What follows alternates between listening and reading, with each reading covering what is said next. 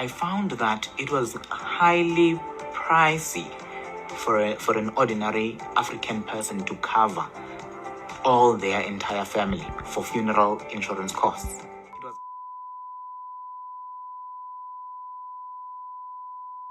honest assessment of your finance. Okay. You see, what you afford, what the banks tells you that you afford, that not necessarily means that what you can actually cope in paying. Because many people buy the property with the idea to say this will pay itself. Yes, it's that's their goal, but you also need to have a backup plan. And then you find yourself that, okay, I only know the bond cost. Whoa, there's more, my friend. There's more to that. There's this and there's. Thanks, trusters. You are a Christian. You should be the most trustworthy person. So you must create the reliability. People must learn to trust you. Okay. Yeah. Just 3 numbers that actually can tell a lot about your lifestyle.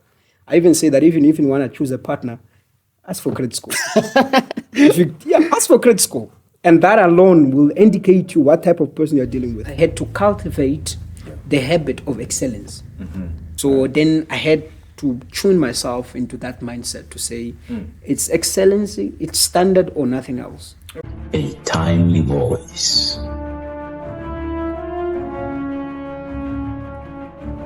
Adventuality SA presents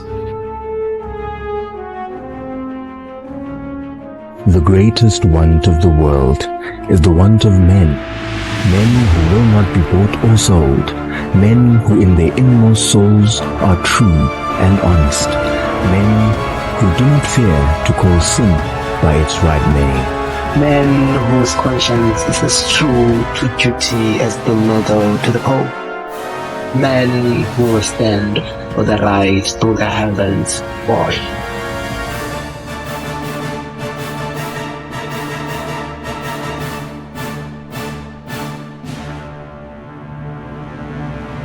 the Advent Pod SA. Well, you know what time it is. Advent Pod SA, a timely voice indeed, and we are back in Adventist Incorporate. We have today with us Fernando. May you please introduce yourself to our guest? Hi, the guest out there. My name is Fernando, or brother Deslandi actually. Fernando is my surname, but people call me Fernando. So I just thought Fernando was your name. Yeah, I get that a lot. Because of the name, Deslandi be a little bit complex to pronounce, so I just opted for Fernando. And also because the D, I want to make it a doctor one day. Oh, yeah. You want to be Dr. Fernando? Yeah, I think sounds good. In which industry? What do you do for a living? What's your 9 to 5? What is my 9 to 5? It's quite complex, but I would say that I'm matching people's dream. Selling houses. Matching people's dream. Matching people's dreams. Yes. You sell houses? Yes, I sell a house for a living in real estate industry and as well business on the side. Business on the side? Yeah. Which business is it on the side? Property management. Property management? Yes, property management services. Okay. So let's talk on selling houses and how did you get to that path? Like, what's the career path, if there's any path? Or you just wake up one day and you said, I'm a salesman? No. Not like that. But circumstances of life push us to that. So when did I join real estate? I joined in 2017. I was a PA to a senior real estate agent, which mentored me, Auntie Lily. She's also Adventist. She mentored into me to become this real estate agent that I am today. So 2017, I became a PA for her. Then I went for about 2-3 years. 2020, when COVID happened, that's when I saw the opportunity now to join full-time. Because then school, it was all online. Then I said, okay, I won't have much pressure to attend classes during the day. Yeah. I can do my work in the evening, the classes. Then during the day, I can go and then become a full estate agent. Then from there, 2020, now it's been 4 years as a full-time agent. Yeah. Agent. Yeah. Then you also do property management. Yeah, property management we do as Easy Group. Easy Group is my company. Okay. My personal company, the one that we just founded in 2022. 2022. Yes. So yeah, this is how did that idea came into be to say, you know what, now I know I sell property, but now I also wanna be managing them. How did that come? How did it come about? It was very interesting. What I've picked in my industry was that I would sell properties to investors. And then after 6 months to 1 year, they would ask me to say, come and resell. And I've realized that the problem was actually the fact that they were not managing properly the properties, their investments. And so I say, okay, then means there is a gap here. There's a gap because it's not possible that a client that just bought a property in January, then in December calls me again to sell it. Number one is that the investment they've not yielded the returns that they would hoped, and others because there was just a terrible management. Then I say, okay, there's a gap here. Let me fill this gap. Let me then create a company that will then address this specific need and a specific problem. And then we then came up with Easy Group. So Easy Group is a company made up of different subsidiary companies, which for now they are just services. One of them is Easy Stay. Easy Stay is the one that deals with the property management on that sense. So we then came up with that business model to say, dear investor, dear landlord, don't worry about the stress of managing your property. We'll take care of that. So cleaning, placement of tenants, running a day-to-day, all those things that you can think of that would give you headache and it would have taken your time, especially if you're at work, you're an investor, you don't want to give calls from students, say, we don't have electricity, or the garden was not cut, or there's no water, or there's no such. So all that headache, we then comprise it as a package, then we offer it to the landlord to say, this is the solution for your problems. And then from 2022, we then went forward and... So that's one subsidiary of Easy Group. What are the other things or services that Easy Group offers? Yes, that is one of them. The services that which we intend to convert into a company on its own. Okay. Yes. We have a couple of them. We have rent to buy motorbikes. The delivery business. The delivery bikes. Yes. Yes, we had a couple of bikes. We rent them out with a specific amount of weekly rental. Yeah. Yes, we also had a removal business. So, but it's all centered in services management. Okay. Yes. You spoke on something. You were speaking on the fact that someone would buy a property, or like, let's say for instance, I buy it in January. Yeah. In June, I realize that it's not working out. Yeah. What mistakes do we make as naive first-time buyers? The first thing is, you see, when the Bible says that my people are destroyed because of lack of knowledge, okay, it's not something symbolic. It's literal. It's literal. In a literal sense, the way we live, many people don't have enough information to make a conscious decision and also to evaluate the risks that are taken. Yeah. So one of the most important things that I would advise anyone to say is that get information.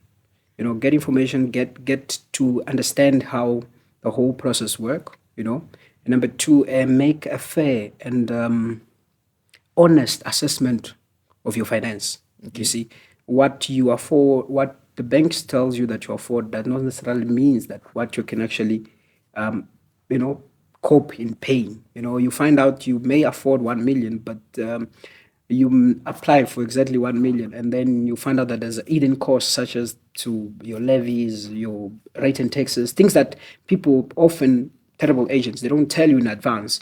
And then you find yourself that, okay, I only know the bond cost. Whoa, there's more, my friend. There's more to that. There's this and this. And you find out a property that you intend to pay for at least 15,000, getting to 20,000. And then you find out that the potential maximum in terms of rent of that property that can give you is probably only 15. Unless you have a shortfall of 5,000. Every month. And not only that, you have not prepared mentally that you will have that shortfall. Because many people buy the property with the idea to say, this will pay itself. Yes, that's their goal, but you also need to have a backup plan to say, should this property go vacant for 8 months, will I cope financially?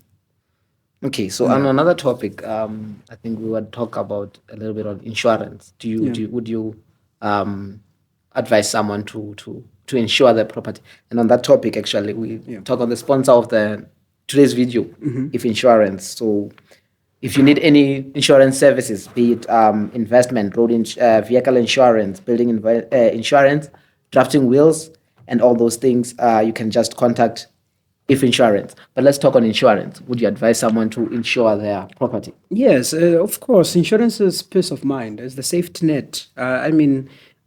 If we have, imagine you buying things cash and suddenly you experience theft. Okay. That could be a chaos for you. That could be a disaster in terms of where you're going to get the money again to buy the very same thing twice, where you could have just protected them and then pay a specific amount and X amount. So I would strongly advise people to insure not only properties, but also generally things that are available that may cost you a lot to replace them. So it's important that people insure. On properties, insurance also helps you in terms of like geyser leak. Sometimes your geyser burst and that can be costly to repair them. I had a situation right now that I'm dealing with that the property was vandalized. Okay. And if it was not for insurance, there wouldn't be a renovation of the property happening. Okay, so I want to buy a property. I think this is the question. I want to buy a property. How much should I start with? Maybe let's talk. How much should for instance, I want to buy a property for $500,000. Yeah. What is the minimum requirement that you would say I need to meet to be able to say I need to secure that property? Well, there is a quick formula that you can use before you do an in-depth pre-qualification, which is free. Okay. You can just say 30% of your salary. That is plus minus roughly how much you would qualify for. 30% of your your gross salary. That will give you like let's say the property is 1 million. Yeah. So your gross should be 30% about that. So it should be the repair. No, not the repayment. Repayment. It's, for example, right? You want to apply for a property of 1 million. Yes. For you to know your affordability is your 30% of your gross. You multiply it, if I'm not mistaken, then you give you an average of plus minus you would qualify for. This is just a quick overall. So which means you need probably a gross salary of 35,000 for you to qualify for a property of 1 million, 30 to 35. Okay. But now, this is just a quick overall. But now, if you want to know in detail, that's the way now we do a pre-qualification where you now get your 3 months bank statement, 3 months pay slip, and so on. Then we now looked at your all history and so on. Then we able to give an accurate evaluation to say, look, this is what you would qualify for in terms of property. But young people shouldn't be worried about what must I need to get into property and whatnot. I always say that there's get in when you are young. Get in when you're young. And the beautiful thing about barriers to entry, I think let's talk on that one. Saying getting in when you're young. Yeah. But what are the barriers to entry? You see, South Africa, I always say, is a beautiful country in a sense to say there's access to credit. Okay. And if people understand how credit works, and if people apply the scripture which says that God has not given us a spirit of cowardice, but boldness. So you see, we need to be bold into things, So the banks trust us. Yeah? The banks trust us. You are a Christian, you should be the most trustworthy person. So you must create the reliability. People must learn to trust you. Okay. Yes, and by the way, this is why credit score is important, because credit score is a clear indication of what your lifestyle looks like, by the way. It's just 3 numbers that actually can tell a lot about your lifestyle. I even say that even if you want to choose a partner, ask for credit score. Ask for credit score. And that alone will indicate you what type of person you're dealing with. We'll have this conversation after, we'll look at it that. We'll look at it that one. So there are some few barriers that you were mentioning that may hinder you in terms of, for example, if you do not have a permanent job, for example, a steady income, you may not be able to access. But the moment you get access to have a steady income, where you get a monthly salary and you get a pay slip, with a minimum as 3,501 rand, you can actually access into the property industry. You can actually tap into that because there are financial institutions that actually enable you to actually make that purchase, such as flips, or they've changed it now to first home buyers, finance. So that is a government entity that offers grant. You don't pay it back, and the beauty is that now you can use it for different reasons. You can use it for building, you can use it for costs, you can use it as a deposit. So as much as we can complain all we want, but there are avenues to make one to actually enter into the real estate industry. Yes. So if you're young, I had recently had a client, she was doing intern, and she was earning, I think, plus minus around 4,000. Okay. I told her, say, dear friend, look, you just start working, but you're young. I say you should take that opportunity to make use of flips because you are likely to get permanent, and your salary is going to increase more than 22. By the way, the limit is about 22,000 gross. Is it gross? Yes, gross. So once it goes to that, then you won't qualify anymore. So I told her, let's do it now while you still can.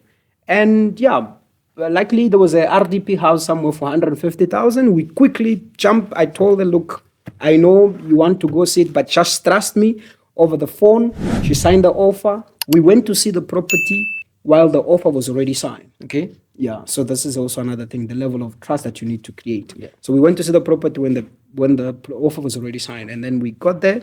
She bought the property, and people are asking, how is it possible? There are properties. Go to Property 24 or whatever, or any listing agency. You find those properties there for 150,000, for 200,000. Get into the game. It's a game. Yeah. So it's only those who are playing are enjoying it. If you're outside, you don't know the feeling. Yeah, because I always thought, when you have to get into property, you need $1 million. Looking at houses around apartments, 2-bedroom apartment, 1.5, $2 million. That was what I thought the reality is. Yeah, this is the reality that many people have in their mind. It's the same as in business. Many people want to start great. Okay. Yeah, but the Bible says, do not despise the small beginnings. So there's no one who started. Who started all yeah, and no one even started having it all together. So you need to be humble, and you need to accept that you need to start small and while thinking big. So you offer services for low, middle, and high end. So you all variety of. Yeah, from the lowest to the highest, we cater for all of them. Same services, same customer service, and no differences at all. Yeah. Okay. So let's talk on this. So okay, I come to you and I say I want a property. Yeah. I want to buy a property. Maybe, for example, I say, you know what, I want to buy a property for 200,000. Yeah. I want to. So you will help me secure that property. Yes. Also help me secure a tenant. Yeah. So I don't have to worry about anything. I just have to. It's a one long value chain. Yes. One long. So basically, the moment that you meet me, yeah.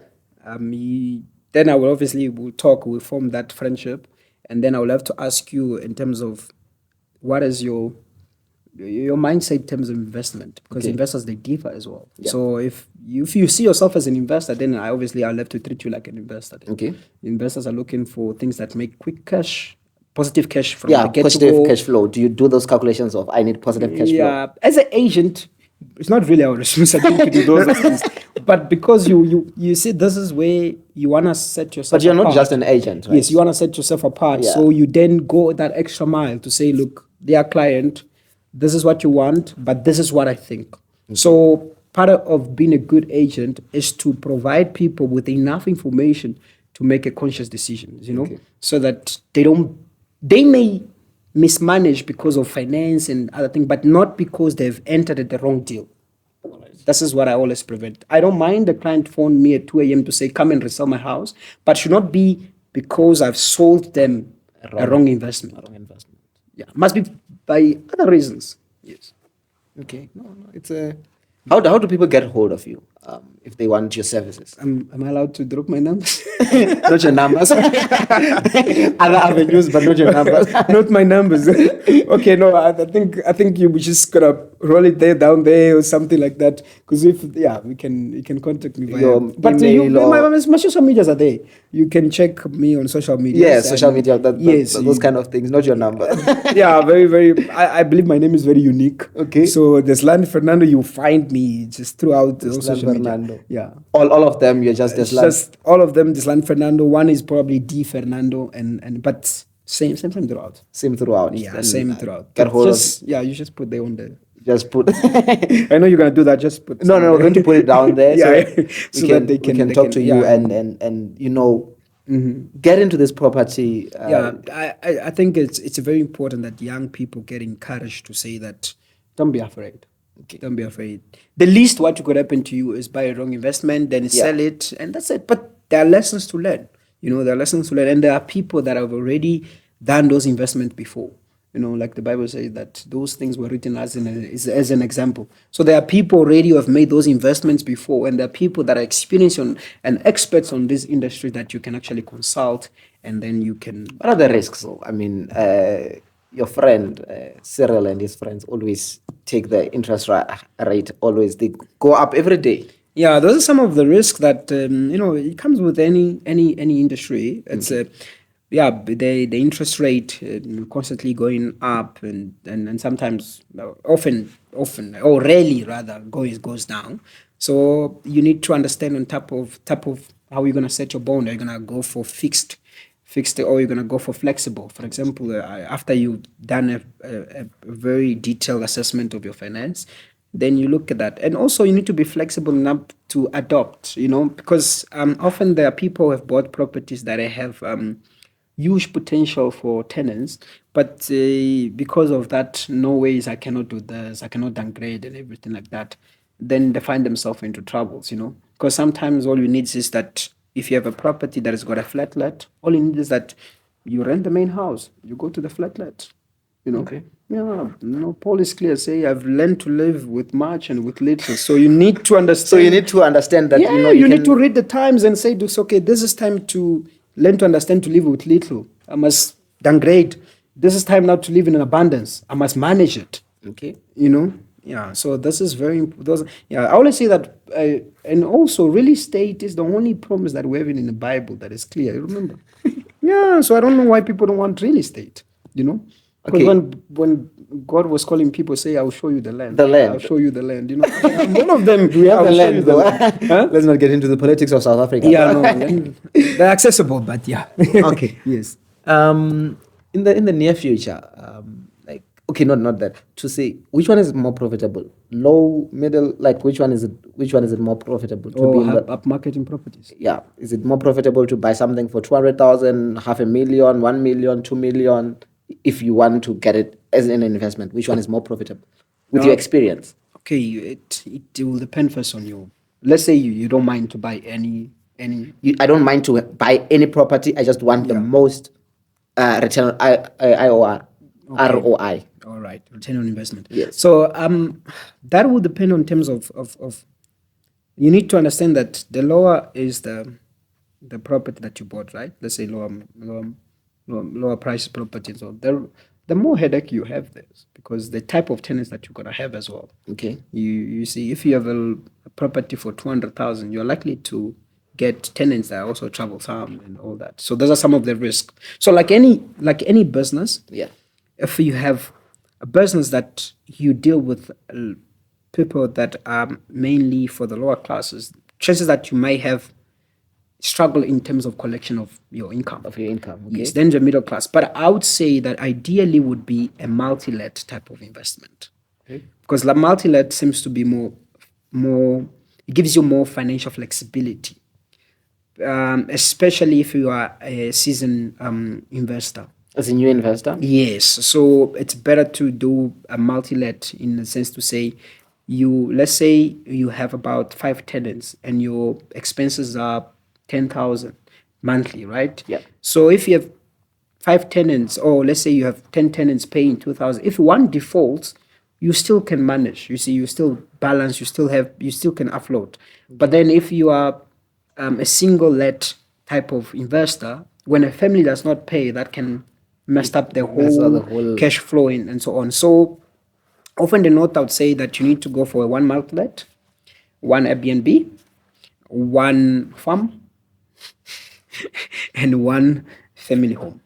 So just like any business, different services, so is a real estate. In terms of, you need to diversify your portfolio. Are farms up for rentals out there? There are farms that are, many people actually buy farms and then because they don't have a specific plan in that moment, they rent it out. Okay. And people go there, then they plant, the rent can be for 5 years and so on. So they put their spinach there and they'll be supplying for the big industries that you have it there. So there are many ways of making a living, and there are many avenues within the property sector that many people can explore. Even if you do not own a property as yet, you can still make money out of property. Yes. Interesting. One thing you never touched on, which I don't know why, it's deposit. We use not deposit, man. Transfer cost. It's there and you can't avoid them. It's there, you can't avoid them. Yes. And again, this goes to the Bible verse which says that if you want to build, would you not then start by planning? Okay. Meaning that if you want to buy a property, would you not then start by saving? Would you not then go to exercise of paying your monthly bond? So don't wake up and say, I want to buy a property. Make a plan. Make it so you have access to say, okay, a property of plus minus 1 million, the legal cost could be around 60,000. Yeah. Save for that money. Save for 60,000. Yes. Yeah. Because I once had this thing of saying, if you want to buy, for example, a property for 60,000, like where you know that your bond is going to be 5,000 a month.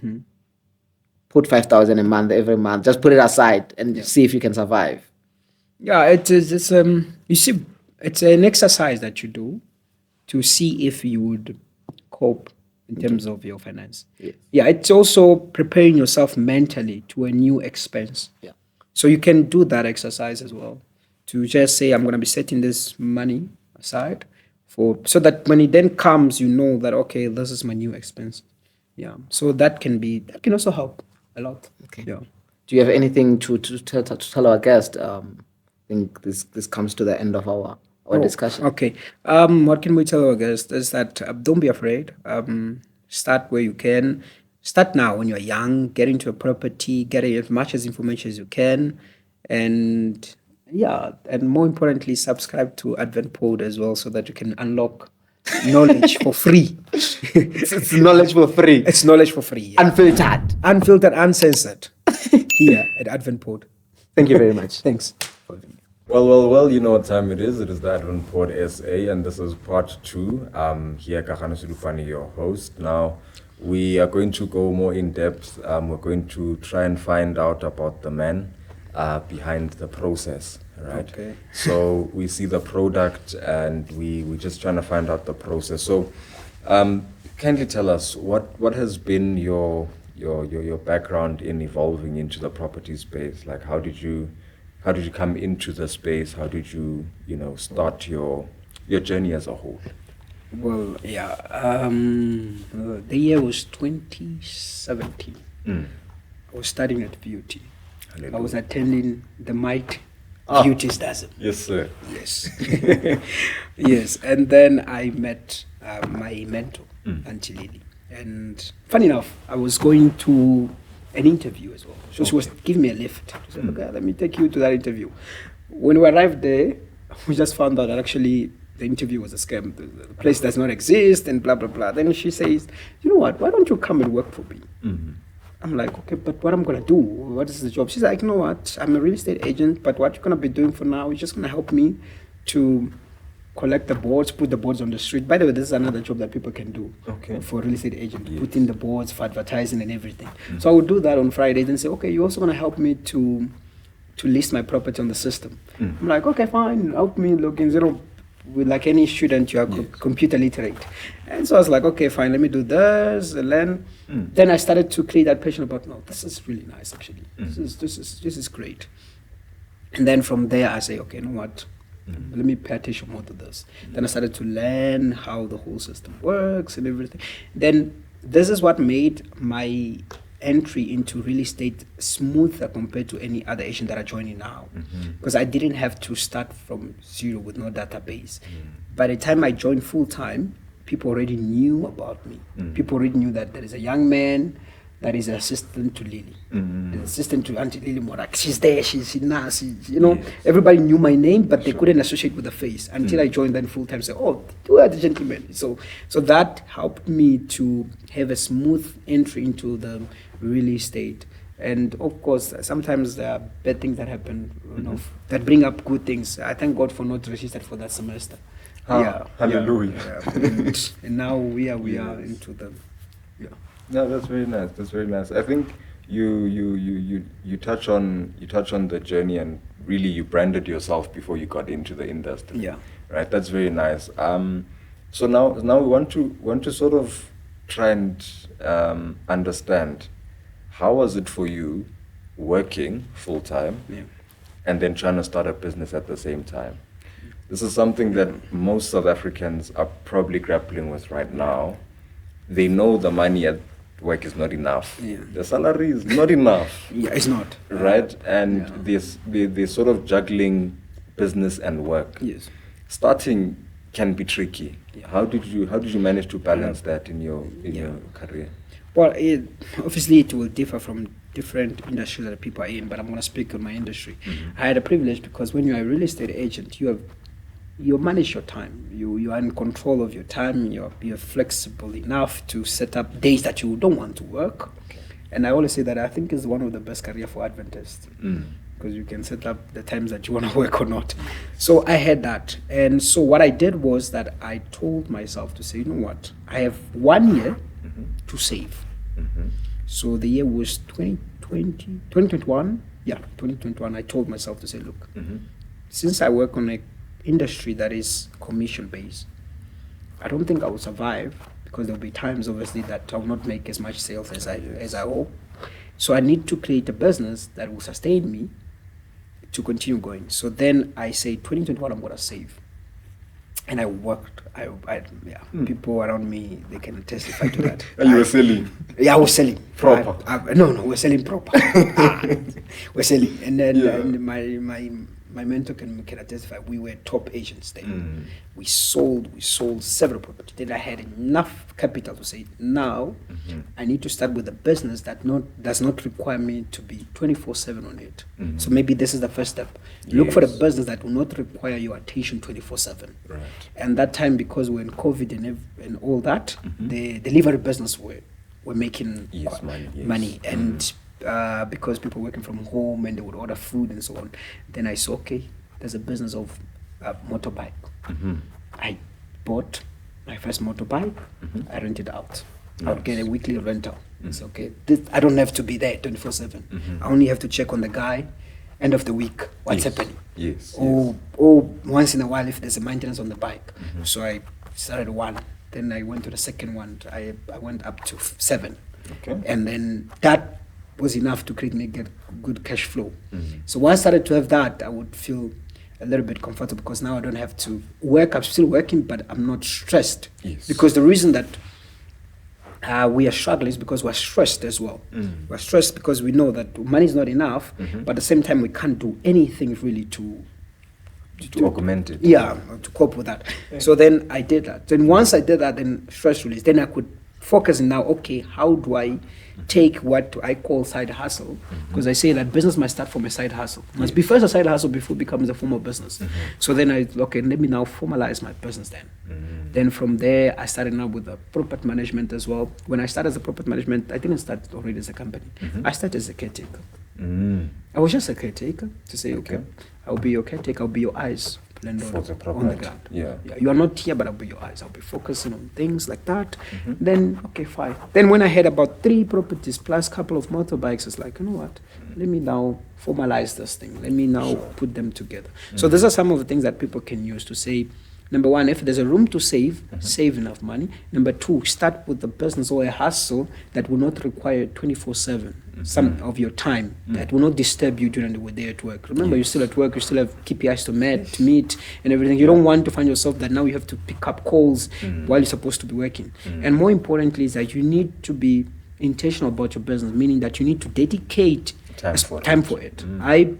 When I started, I was dedicating more time, but now I dedicate roughly 2 hours on working on my business. So, and then, this is how I do. Because remember, you must work in your business, then you must work also on your business. There are 2 different things, you see. Yes, it's because when you're working in your business, you are a business manager. Yeah, this is when I started. Then you work on a business, you're now working on creating systems, structures, so that people can function even when you're not around. At that level, you're an entrepreneur. Yes, that's correct. So that's what we're struggling with, but eventually we all get there with with mentors and people around. Yeah, very nice. I think you've covered it well for somebody who really wants to, because people are always preaching multiple income streams. For someone who really wants to tap into that area, it's a nice way that you put it to say focus on something that is not number one, labor intensive or Yes. time consuming. True. Yeah. So I think that's very nice. And in this economy, really, we need such nuggets of advice. Yeah, and also sales. You need to.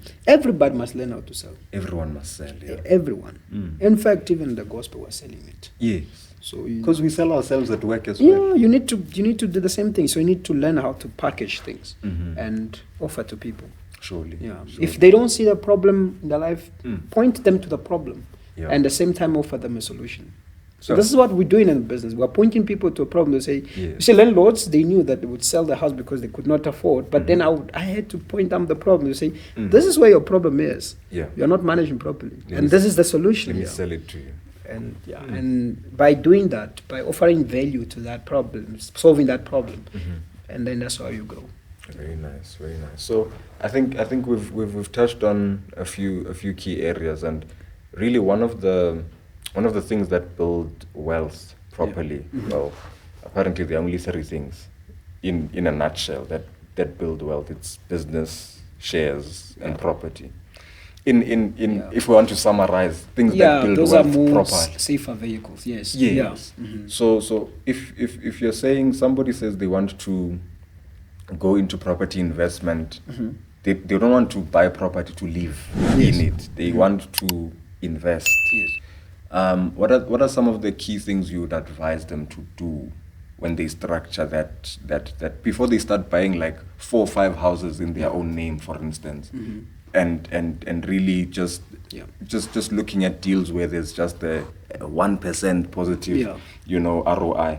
Yeah. What are some of the things you'd advise them on? Yeah. First thing is something that I always talk about. I talk about my WhatsApp is that aim to not own anything in your personal name.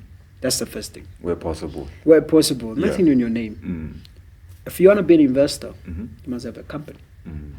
That will be the holding company for all those property. Then you must have a trust where you appoint the beneficiary and so on. So this is how other people are structuring their wealth and they're protecting it. So this is the first thing that you need to do. Yeah. But then if in case you already start, obviously we may not have that knowledge, but you started with your personal knowledge. Later on you can do all those changing, but it's imperative that you have that knowledge and you understand where you're going.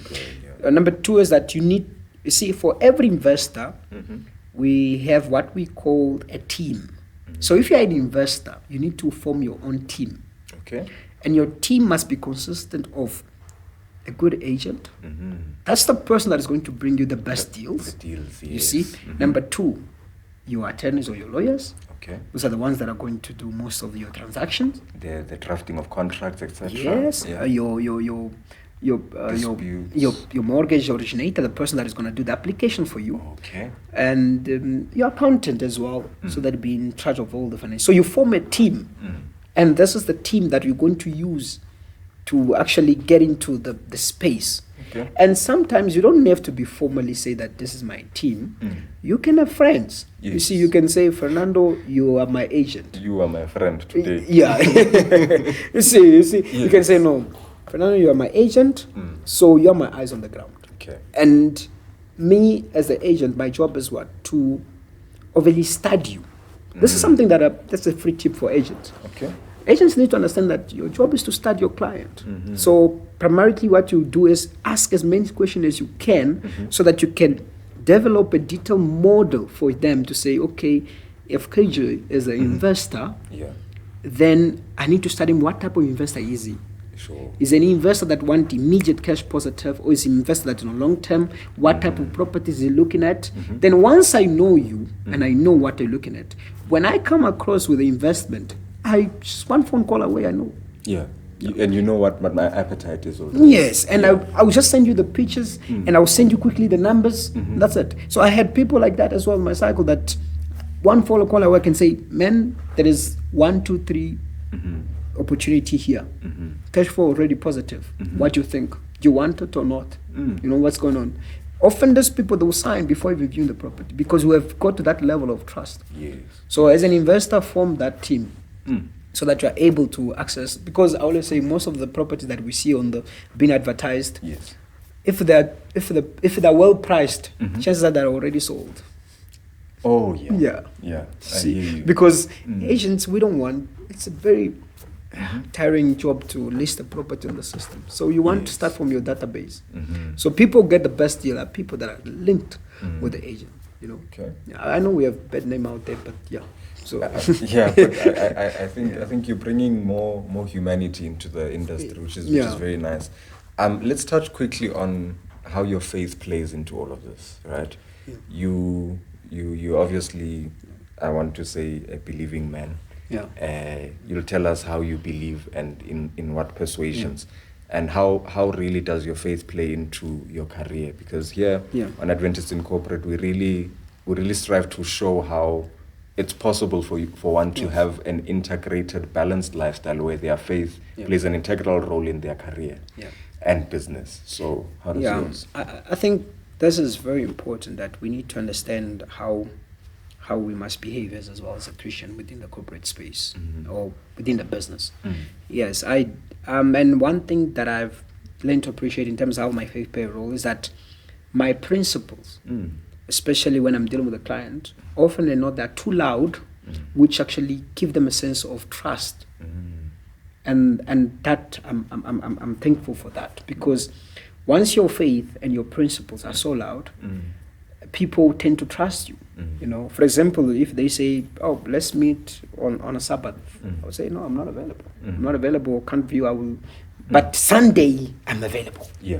So I'll tell them, "Look, I can't come on Sabbath, but Sunday, anytime, you can do." And I also told the clients, for often they say, like, "You can phone me anytime except Friday evening until sunset of Sabbath." But apart, so those are some of the things. So the world also want people that are principled, and that principle must be so loud that actually they can trust you. Because most of your investors, they will like you the fact that you say, "He doesn't drink."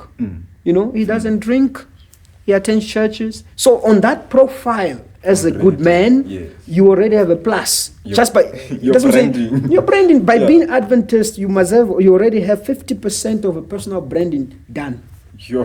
Okay. Yeah. The rest is just your day-to-day behavior. But your personal branding is already been. It will proceed to you because of your faith. That's it. So that has helped me a lot. And obviously, I had to then learn how to add value into whatever I found myself in whatever space I'm in. You know, and one of the reasons that I say I would learn to add value is that I had to cultivate the habit of excellence. You know, I had to cultivate the habit to say, I will not demand from anyone what I cannot do for myself. So then I had to tune myself into that mindset to say, it's excellency, it's standard or nothing else. It was painful, but trust me, in the long run, it pays huge returns in terms of people want to do business with you. So this is how I then juggle between business. Obviously, there are more things that you have to consider, but primarily this is how my faith has helped me to move from different industries and go forward and rise above the noise sometimes. No, that's powerful. That's powerful. I think we all have our burning questions around property. So I'm gonna advise that if anyone in our YouTube audience has questions for you, just not obviously consultation questions, guys, because he charges for that, right? No, not yet. Not yet. No, consultation. Well, I just gave you a business, but anyway. You see another person. Well, we can just have questions in the comment section. Anything you need to know about property, and we'll have you maybe at some other time to come and address those. No, we'll be glad to be here. Yeah. But this has been a fruitful conversation. I really do hope our guests have viewers have enjoyed this content. And so just any last words for somebody who's working towards starting a business, property or business. I would say just start. And make the use of what is available now, and eventually things will shape up, and eventually people will join you, and that is how you move. Yeah, very nice. This has been the Advent Pod SA, a timely voice. Please do like, share, and subscribe. Tell them to subscribe. Yeah. Subscribe. Thank you very much. All right, thanks. All right. Oof. How much? Yeah, this is 50. That's a lot.